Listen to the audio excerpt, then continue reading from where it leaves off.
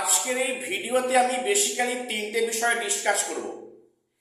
একটি হলো যে অনেকে বলছো আগামীকাল যাদের ডিরোজিও ভবনে ডাকা হয়েছে পিভিআর কপি নিয়ে এবং সাপোর্টিং ডকুমেন্টস নিয়ে, তাদের আগামীকালই অ্যাপয়েন্টমেন্ট লেটার দেওয়া হবে এবং তারা নাকি সঙ্গে সঙ্গে স্কুলে জয়েন করতে পারবে।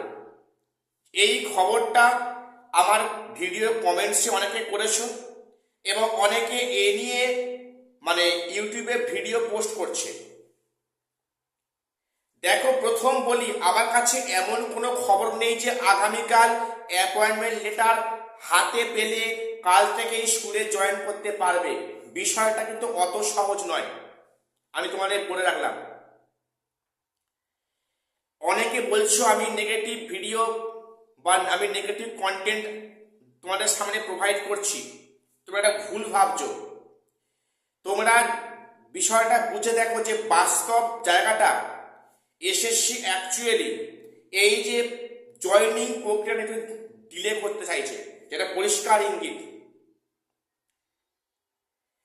সেক্ষেত্রে পুলিশ ভেরিফিকেশন এবং মেডিকেল রিপোর্ট যেটা মনে হচ্ছে জয়নিং এর আগেই সমাপ্ত করার চেষ্টায় আছে কমিশন। জয়নিং যে তুমি এক্ষুনি করতে পারবে এমনটা কিন্তু নয়।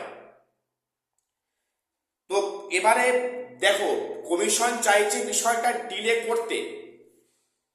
তোমরা লক্ষ্য করে দেখো, বাকি সাবজেক্টে কাউন্সেলিং বিজ্ঞপ্তি এখনো প্রকাশ করতে পারলো না।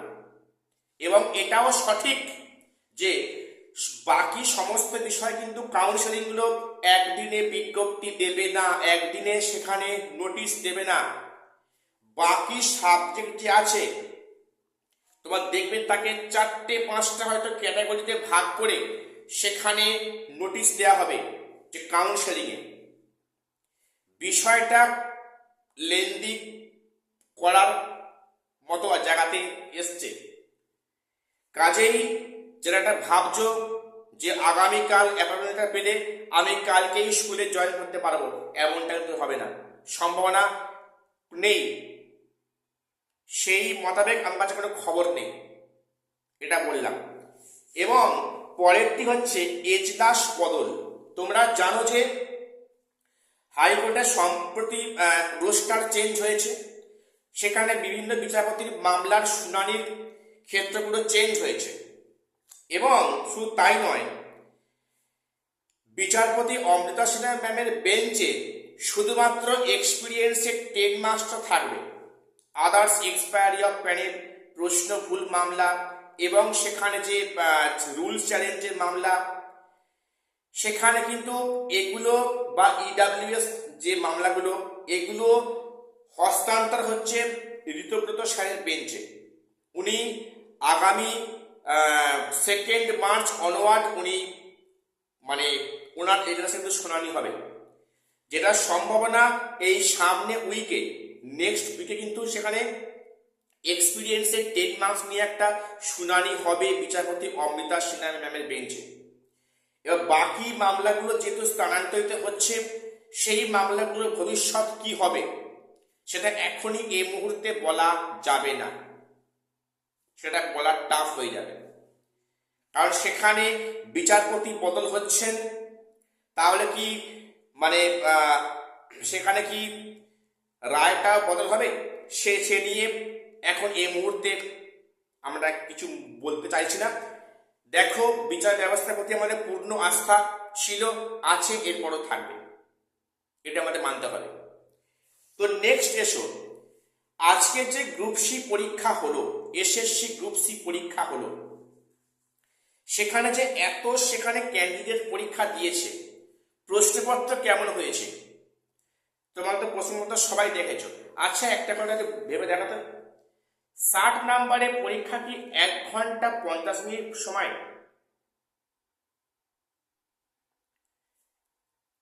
60 নম্বরের পরীক্ষা, সেক্ষেত্রে কি 1 ঘন্টা 50 মিনিট সময়? আমার ঠিক জানা নেই বিষয়টা কি হচ্ছে না হচ্ছে।